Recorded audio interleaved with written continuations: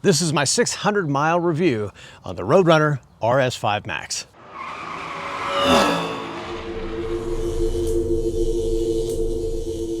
Hey guys, it's Steve from Scooter King, and this is my real-world 600-mile review on the Roadrunner RS5 Max. Now, for those of us that don't get scooters sent to them for free and actually have to buy them with their own money, I wanted to do a real-world review on just how the scooter has held up and whether or not it's been worth the money, because it's a fairly expensive scooter. All scooters have pros and cons, and I wanted to go over each one of those categories on this really well-made and high-quality scooter under real-world conditions. Let's check it out.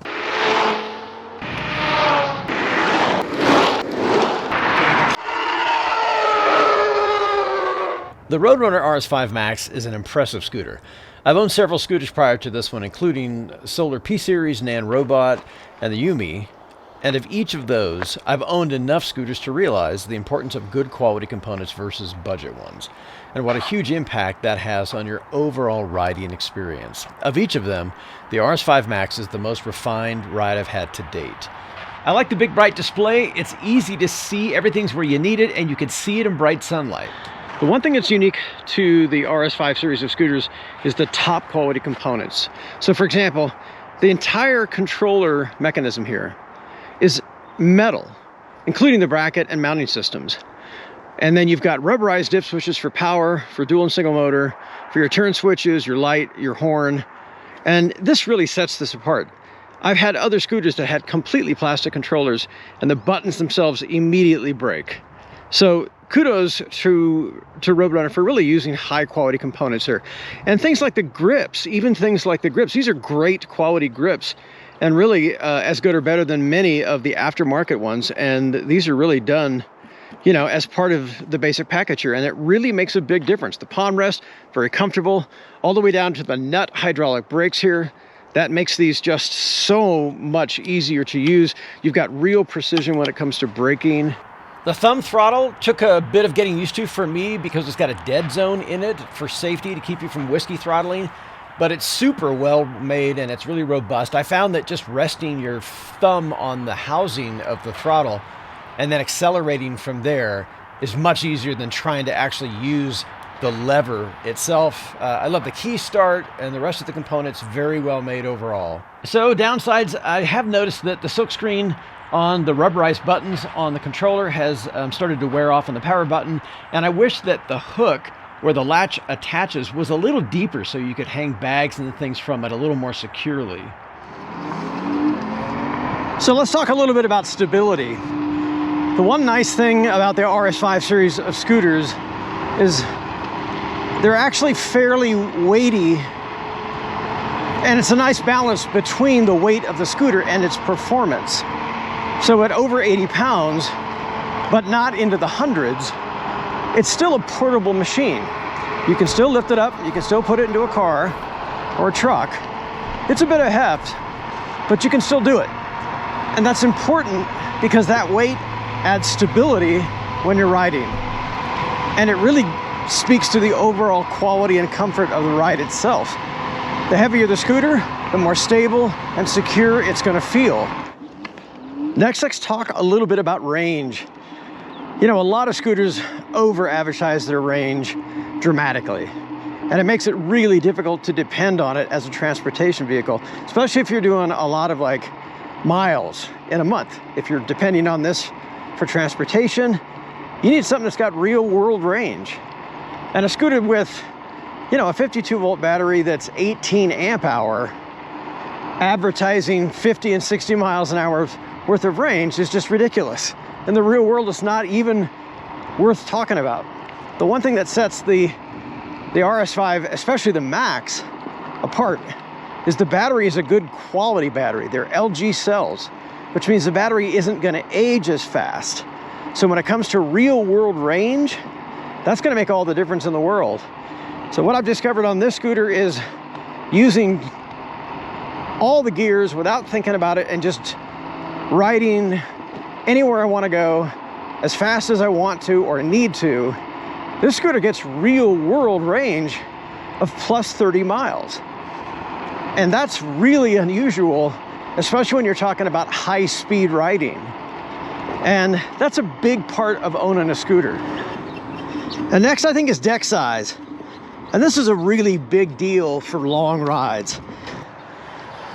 The deck itself is surprisingly roomy. And I think this is where this thing really pays off in dividends. This isn't just a tail piece or a fin that pops up. This is physically part of the frame. And there's a rubberized pad back here to sit your foot on. And the nice thing is, it's not too steep. A lot of other scooters have these things way up, like at a 45-degree angle, and that's not very comfortable to ride on.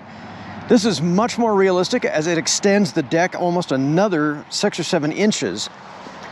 And there's more than enough room on here, although I never ride that way, to ride, you know, side by side if you ever wanted to. Mostly I'm always riding with my foot up here somewhere around the key, and then the back foot is on the tail fin.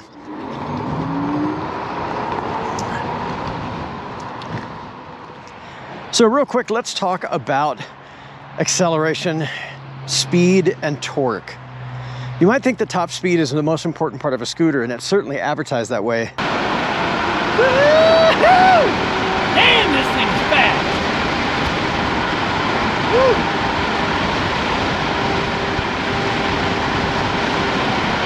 But the reality of it is, you'd use top speed, you know, only a couple of times during even a long ride, but you use torque hundreds of times on a ride.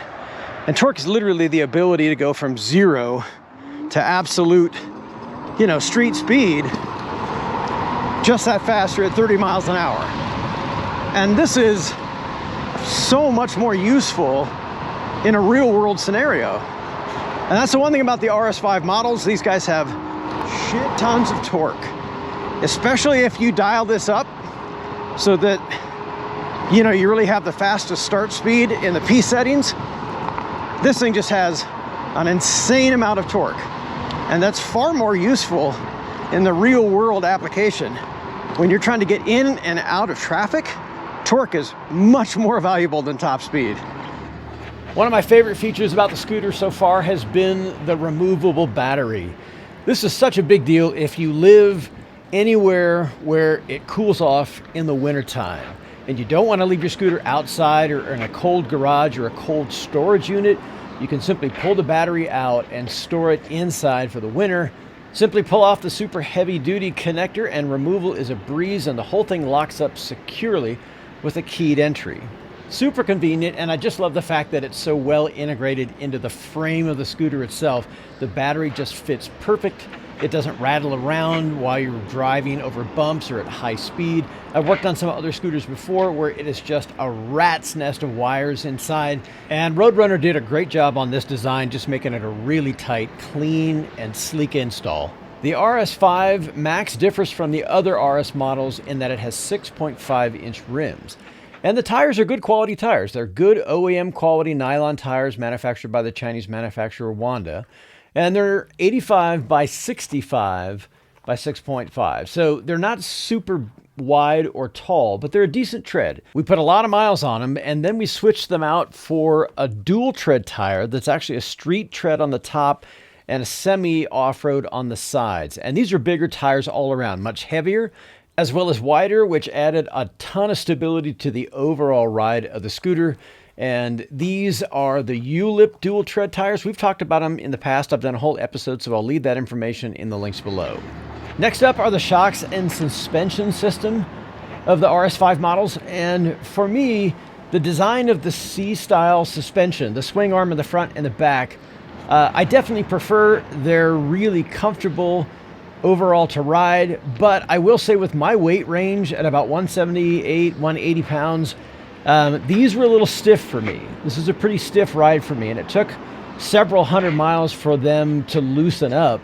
And even then, it's still a bit on the stiff side. Now, if you're a heavier rider, 200 plus pounds, I think these are probably going to be just fine for you, since they're clearly made for heavier riders and they're trying to cover all bases here. But overall, the shocks make for a really nice ride, and they can absorb a lot more, I think, than the quad shock design that you're likely to find like on the D4 series or even like the Solar P series. Those have a tendency to be pretty rough on the rebound. Overall, the lighting package on the RS5 Max is really one of the best I've had on a scooter. Very well thought out.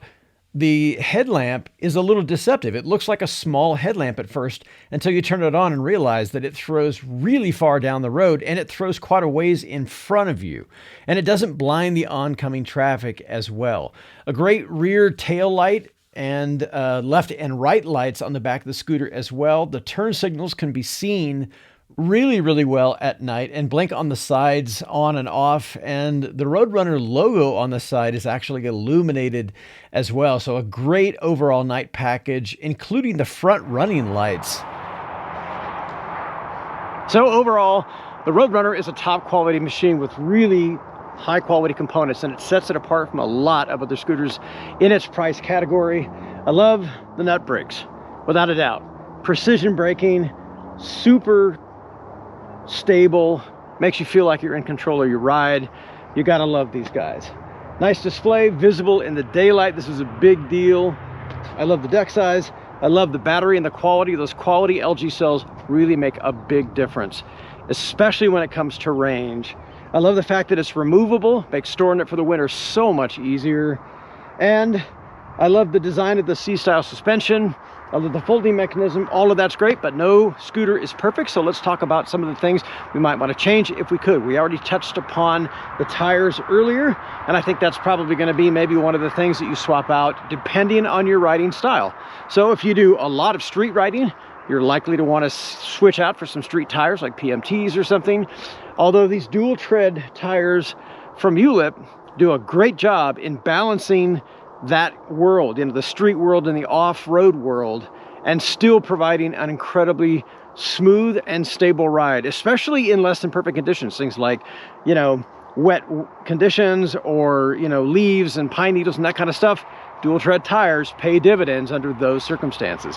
Some of the other things I might change that we talked about, shocks. The shocks are pretty stiff. Even after 600 miles, my riding weight at 180, these are still pretty stiff, and it's just because they're really trying to cover a wide range of riders here. So if you're in the 200 pounds and up category, these will sink in and smooth out nicely. I think they'll probably be just what you're after. But if you're actually a little lighter, if you're 180 or lighter, I think these are still going to be pretty stiff. So that might be something that you look into changing in the future, especially if you want more control over your ride comfort. If you want shocks, for example, that have a rebound control and any kind of damping control on them, you're not going to get it with these because they're just oil damped spring shocks. So that might be something that you think about changing out in the future. And the other wish list item that I would have would be on the control panel itself. The power button is used to change the gears, and that can be pretty challenging sometimes when you're riding because the buttons are rubberized and they're fairly difficult to actually press. This button up here, and mine, you know, I've actually worn the decal off, is used to turn the scooter on in addition to changing gears. And I would much rather have like a physical button, one that wasn't quite so hard to press with gloves on.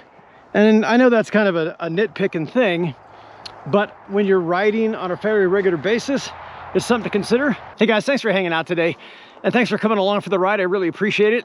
If you learned something or if this was helpful in any way, please hit the subscription and notification bells. It does help keep a young channel like this going. Helps me make more videos like this and get out and give you more information about scooters that you might be considering purchasing in the future. Till then, get out, rip it up, have fun. We'll catch you guys in the next video.